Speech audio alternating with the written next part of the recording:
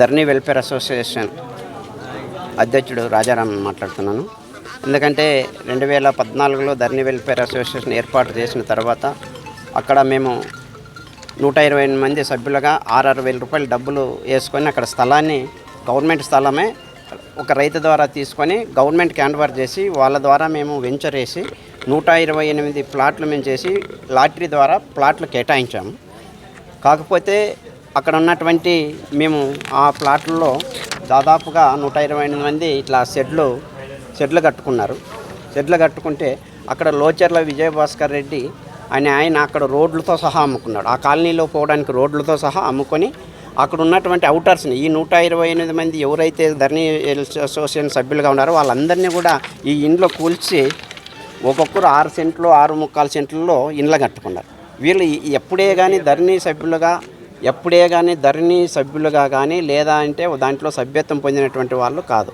మేము అనేది ఏమంటే మా లక్ష్యము అంతా ఏమంటే మేము ఆనాటి ముఖ్యమంత్రి దగ్గరికి పోయినప్పుడు కూడా ఇది సరెండర్ నక్సలైట్లకు కాదు, సింపథైజర్స్కు కేసులు ఉన్నటువంటి వాళ్ళకు ఇండ్ల స్థలాలు లేవు, గ్రామాల్లో ఇబ్బందులు పడుతున్నారు, వాళ్ళ కోసం అనేటువంటి కాలనీ ఏర్పాటు చేసుకుంటే ఆయన దాన్ని కబ్జా చేసి సంబంధం లేనటువంటి వాళ్లకు ఇలా పెద్ద ఇళ్ళు కట్టించుకొని 50-60 లక్షలు పెట్టే ఇళ్ళు కట్టించేసుకొని ఒక్కొక్క ప్లాట్ 5 లక్షలు 6 లక్షలు కమ్ముకున్నారని నేను చెప్పడం కాదు, ఇక్కడ ఉన్నటువంటి ప్రతి వాళ్ళు చెప్తారు.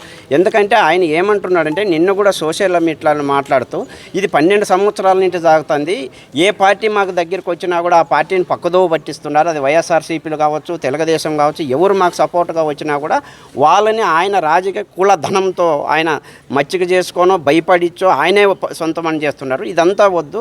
మీడియా మిత్రులకు, పోలీసు వాళ్ళకి, రెవెన్యూ డిపార్ట్మెంట్ వాళ్ళకి మొన్న లెటర్లు పెట్టి కాలనీలో వచ్చేసి మీరు కూర్చోండి, ఎవరు దీంట్లో సొంతదారులు, ఎవరు దీంట్లో నష్టపోయినారు, ఎవరు అవుటర్స్ అనేటువంటిది తేల్చండి అంటే ఆయన ఒక ఫేస్బుక్లో ఒక ఫేక్ లిస్టు విడుదల చేసినాడు.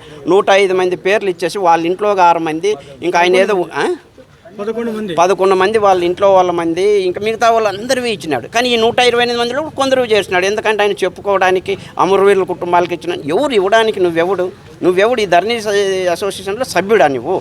ఏం సంబంధం నీకు? నువ్వు వ్యాపారం చేసుకోవడానికి అంటే వీళ్ళు చెప్తాంటే కొన్ని విషయాలు నాకు అర్థం కాలే. ఎందుకంటే వాళ్ళ నాన్న అంటే వీడు నా కడపను చెడబుట్టినాడయ్యా, వీడు నా కడప నాని అంటే ఒక విగ్రహాన్ని ఆయన పీపుల్స్ వార్ పార్టీ, మావోయిస్టు పార్టీలో, కమ్యూనిస్టు పార్టీలో స్మారక స్తూపాలు అనేటువంటివి కడతారు, శిలా విగ్రహాలు తక్కువ ఉంటాయి.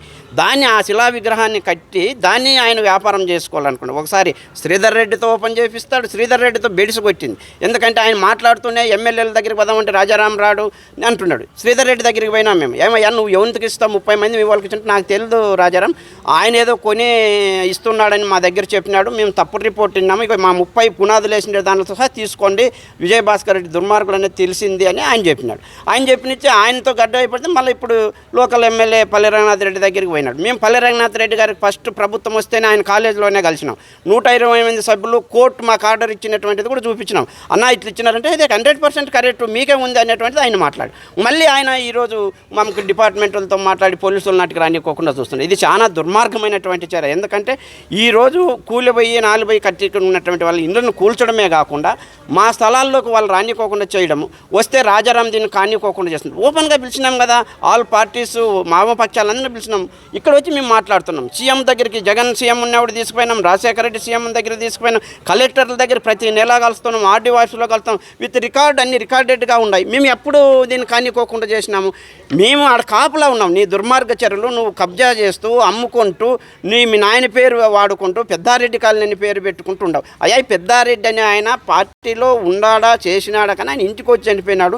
యుద్ధంలో చనిపోయినటువంటి వాళ్ళు చాలామంది ఎస్సీ ఎస్టీ బీసీలు ఉన్నారు. ఒకరి పేరు ఇది వద్దు, అమరవీరుల కుటుంబాలు అమర స్మారక స్తూపం కట్టి అందరి పేర్లు కావాల్సింటే జిల్లాలో ఉండాలి, పేర్ల కంటే స్తూపం చుట్టూ లిఖించబడతాయి అంటే లేదు, మా నాయన పేరే ఉండాలి. ఎందుకంటే వాళ్ళ నాయన వ్యాపారం చేయాలి. నిజంగా వాళ్ళ ఊరు అంజనేయులు చెప్తుంటే నాకు ఆశ్చర్యం వస్తుందని. తండ్రి బతికున్నట్లు కొట్టేకపోయినాడు ఎవడు ఉన్నాడు తండ్రిని అంటే విజయభాస్కర్ రెడ్డి. అయ్యా ఈ నన్ను కొట్టేకొచ్చినాడు అనేటువంటి దాంతో చెప్తున్నట్టు వాళ్ళతో మీరు స్టేట్మెంట్ తీసుకోండి. వాళ్ళతో ఇప్పుడు చెప్తుంటే అర్థమవుతుంది. అంత దుర్మార్గం చేస్తూ నేనేదో చేస్తా ఉంటే అంటాడు, రకరకాలుగా పోతాడు, ప్రతి రాజకీయ నాయకుడు తగ్గుతాడు నేనే అంటాడు. పని చేసింది తక్కువ, దోపిడీ చేసింది ఎక్కువ. నిజంగా ఆయన నక్సలైట్ల పట్ల సానుభూతి పట్ల అభిమానం ఉంటే గవర్నమెంట్ ఆయనకి ఇచ్చిన భూమిని హ్యాండ్ ఓవర్ చేయము. ఇగో నేను ఈరోజు ఓపెన్గా చెప్తున్నా, నా సరెండర్ సర్టిఫికేట్ కూడా ఉంది. నాకు కావాల్సినటువంటి హౌస్ సైట్ నేను ఇంతవరకు తీసుకోవాలి, ఎక్కడున్నా నేను హ్యాండ్ ఓవర్ చేస్తాను. నాకు భూమి ఈరోజు పెండింగ్ పెట్టించినారు, ఆ పార్టీని తిట్టినానని ఈ పార్టీ వాళ్ళు ఈ పార్టీని అని. నా భూమిని కూడా ఈరోజు కూడా నాకు ఆన్లైన్లో లేదు, నా భూమి కూడా నేను ఇవ్వడానికి రెడీ. నువ్వు వస్తావా ఛాలెంజ్? నువ్వు ఉత్తుత్త ప్రగల్భాలు పలికి ఊరికే ఇంట్లో 4 గోడల మధ్య వీడియో తీసి నువ్వు బ్రహ్మాండంగా నేను అంతా చేస్తున్నాను, రాజారాం అడ్డపడుతున్నాడు అనేటువంటి చెప్పడం ఎంత దుష్టివారు. ఇట్లా రా జనాలు, నువ్వేదో 105 మందికి ఇచ్చినాను కదా, ఆ 105 మందిని కూర్చోబెట్టు.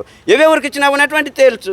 ఫేస్బుక్లో పెట్టేది మీకు ఉన్నటువంటి వ్యాపారస్తులతో చెప్పి నువ్వు తెల్ల పేపర్ కావాలనుకుంటే అది కావు. విజయభాస్కర్ రెడ్డి గారు, నువ్వు జనాలు లేకరా, జనాలు లేకొచ్చి నీదేదో నిజాలు చెప్పించుకో. నేను ఆరోపణ చేయడం కాదు, ఇక్కడ జనాలు ఉండరు కదా, మాట్లాడతారు కదా, కోర్టు ఉంది కదా, కోర్టు ఇచ్చింది కదా. ఇవన్నీ నేను రుజువులు చేస్తూ నువ్వు బకాయిస్తూ దొంగ నరిచినట్ల ఇంకా నీ ముసుగన్నట్టుదంటే జనాలు తీసేస్తారు. నువ్వు ముసుగ వీరుడు తప్ప ఎప్పుడు విప్లవ వీరుడు కాదు. నువ్వు పార్టీ పెంచి పోషించి ఎవరికి ఇక్కడ ఉన్నట్టు మేకలు అమ్మకుండే, మేకలు కాసేవాళ్ళు, గొర్రెలు కాసేవాళ్ళు పార్టీలో పనిచేసినారు. కానీ నిన్ను పార్టీ సాకింది, పార్టీ చదివించింది, మీ కుటుంబానికి అండగా ఉంది. మీరు ప్రజలుగా అండగా ఉండాల్సింది పోయి ఈరోజు ప్రజలను దోపిడీ చేస్తున్నారు. ఇది మీరు చేస్తున్నటువంటి చర్య, ఇది తప్పు. మీరు ప్రజల ముందు క్షమాపణ చెప్పి ఈరోజు నేను చేసింది తప్పని చెప్పి ప్రజలను క్షమిస్తారు. చెప్పి ప్లాట్లు ప్రజలకు అప్పచెప్పు. ఆర్డీఓ గారు ఇప్పుడే మాకు సానుకూలంగా ఇచ్చినారు. 2014 నుంచి ఉన్నటువంటిది మీరు మాకు ఎంఆర్ఓ ఆఫీస్లో నేను కూడా చూసిన ఇప్పుడే చెప్పారు, మీరు విన్నారు. ఉండే ధరణికే చెల్లుతుంది ఇదే అని ఒక డిపార్ట్మెంట్ వాళ్ళు చెప్పినారు. ఒక కోర్టుని మేము గౌరవిస్తాము, మీ లిస్టు ఇవ్వండి, మీకు మీ పొజిషన్ ఇస్తామంటే ఆయన దౌర్జన్యంగా 15 మందిని మా వాళ్ళని కొట్టినారు. రవి నాయక్ అని ఒక సుగాల ఆయన ఆడికి పోయి ఇల్లు కట్టుకుంటుంటే చెయ్యి ఇరిగిపోయినాడు. ఇది రవి బర్రెలు ఇరిగిపోయినాయి. దౌర్జన్యంగా ఆడ మందు తాపుతూ ఒక విప్లవ పార్టీలో పుట్టి అక్కడ గూండాలను తయారు చేస్తూ కబ్జాలు చేస్తుండవు. ఎక్కడ నువ్వు కరెక్ట్ ఉండవయ్యా? ఎక్కడ కరెక్ట్ ఉండవు నువ్వు ప్రజల కోసం చేసింది ఏమి? పరిటాల రవి పదవి లేదని వైఎస్ఆర్సీపీలోకి వస్తాయి. వైఎస్ఆర్సీపీలో మార్కెట్ యార్డ్ చైర్మన్ తీసుకుంటుంది. ఇక్కడ పుట్టపర్తి డెవలప్మెంట్ ట్రస్ట్ ఏదో అదేది అప్పుడు లేదని చెప్పేసి నువ్వు అక్కడ శ్రీధర్ రెడ్డితో కొట్లాడుతావు. ఇప్పుడు మళ్ళీ ఇక్కడ వస్తేవి ఆ కాలనీని వ్యాపారం చేయాలని విజయభాస్కర్ రెడ్డి తండ్రి లోచర్ల పెద్దారెడ్డి నాకు ఇన్ని ఓట్లు ఉన్నాయి, ఇంతమంది ఉండారు కాబట్టి దీని ద్వారా నేను రాజకీయం చేయాలనేటువంటి దాంతో నువ్వు కుట్రబండుతుండవు తప్ప ప్రజల కోసం ఏనాడు నువ్వు పోటపడలేదు, ప్రజల కోసం ఇప్పుడు కూడా లేదు. నువ్వు నిజంగా ఇంకిత జ్ఞానం ఉంటే వీళ్ళు చెప్తుంటే నాకు ఇంకా నవ్వు వస్తుంది. ఒక మనవరాల పేరు సాక్షి అని పెట్టుకున్నట, ఒక మనవరాల పేరు జ్యోతి అని పెట్టుకున్నట. తెలుగుదేశం వస్తే ఆంధ్రజ్యోతి నా మనవరాలు, వైసీపీ వస్తే సాక్షి. ఇది ఎక్కడ రాజకీయం అండి? ఇది నీకు అభిమానం ఉండొచ్చు, నువ్వేమన్నా చేసుకో, ప్రజలు దాంట్లోకి రావద్దు. అన్న నమస్కరించి చెప్తుండా, విప్లవకారులు ఇట్లుంటారా, నక్సలైట్లు ఇట్లుంటారా అంటావు. మీ నాయనది బుక్ని ఆవిష్కరిస్తావు, పోతావు అటుకు పోయి విప్లవ రచయితల సంఘాన్ని పిలుస్తావు, నేను యజమాని అన్నట్టు. మీ 2 కుటుంబాలేనా అమరవీరుల కుటుంబాలు? ఇంతమంది చనిపోయినటువంటి అమరవీరుల కుటుంబాలు లేవా?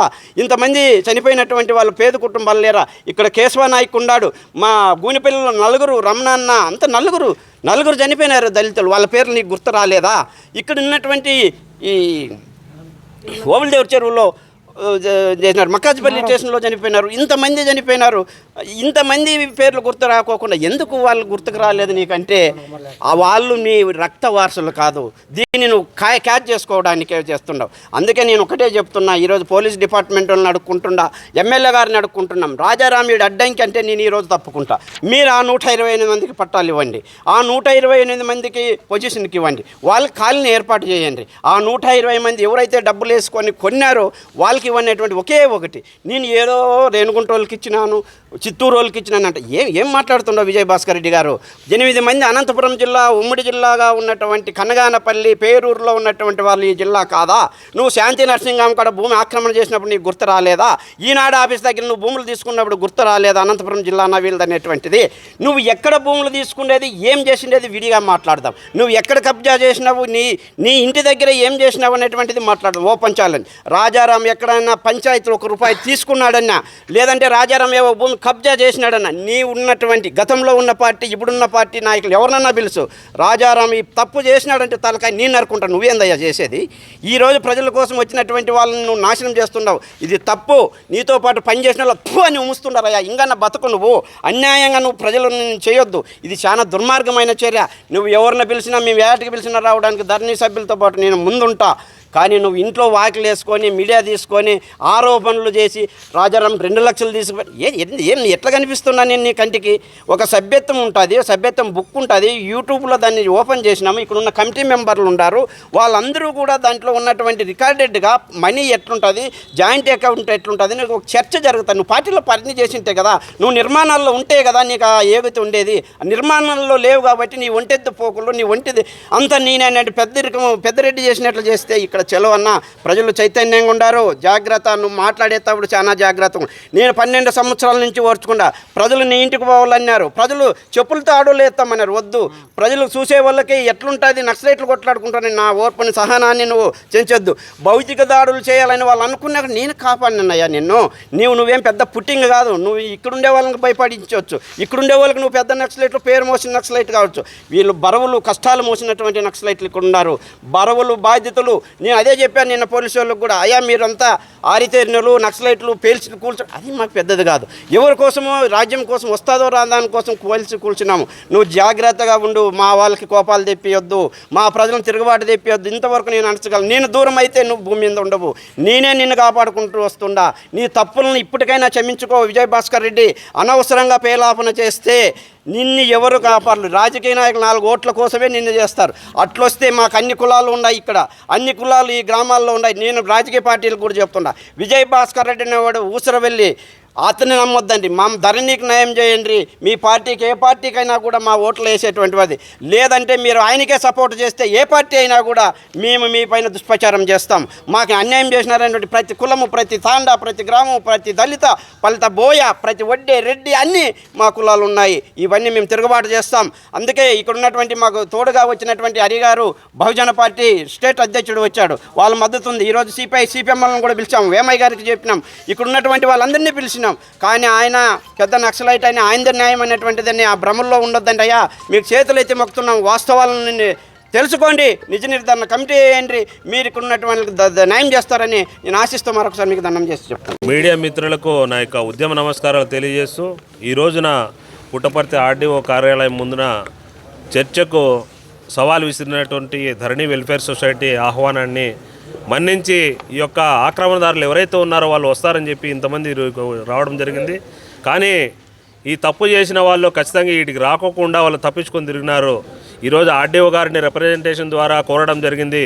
గత 12 సంవత్సరాలుగా ధరణి వెల్ఫేర్ సొసైటీ సభ్యులకు జరుగుతున్నటువంటి అన్యాయాన్ని ఖచ్చితంగా అధికారులు సత్పృదంతో ఈ కోర్టు ఆర్డర్ కూడా ఇంతవరకు ఒబే చేయని పరిస్థితి. 2023, 2024లో కోర్టు ఆర్డర్ వస్తే దీన్ని ఇంతవరకు కూడా ఏ అధికారి కూడా ఇంప్లిమెంట్ చేయలేదు. ఖచ్చితంగా దీన్ని కలెక్టర్ గారికి దృష్టికి తీసుకుపోయినాం, ఎమ్మెల్యే గారి దృష్టికి తీసుకుపోయినాం, ఆర్డీఓ గారి దృష్టికి తీసుకుపోయినాం.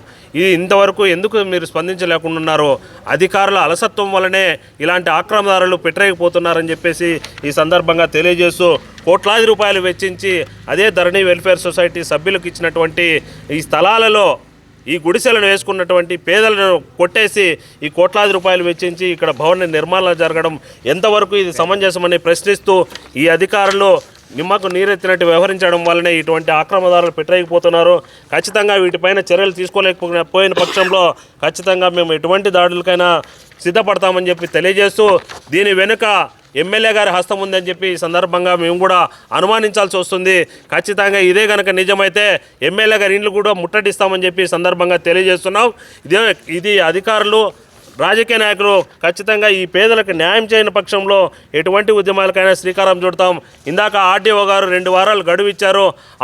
ఆమె చెప్పిన దాన్ని మేము గౌరవిస్తున్నాం. ఈ 2 వారాల గడువు లోపల ఈ ధరణి వెల్ఫేర్ సొసైటీ సభ్యులకు న్యాయం చేయని పక్షంలో ఖచ్చితంగా ఎమ్మెల్యే గారి ఇండ్లు ముట్టడిస్తాం. ఎటువంటి ఉద్యమాలకైనా మేము ఖచ్చితంగా ఉద్యమిస్తామని చెప్పి ఈ సందర్భంగా తెలియజేస్తున్నాం. జై హింద్, జై భీమ్.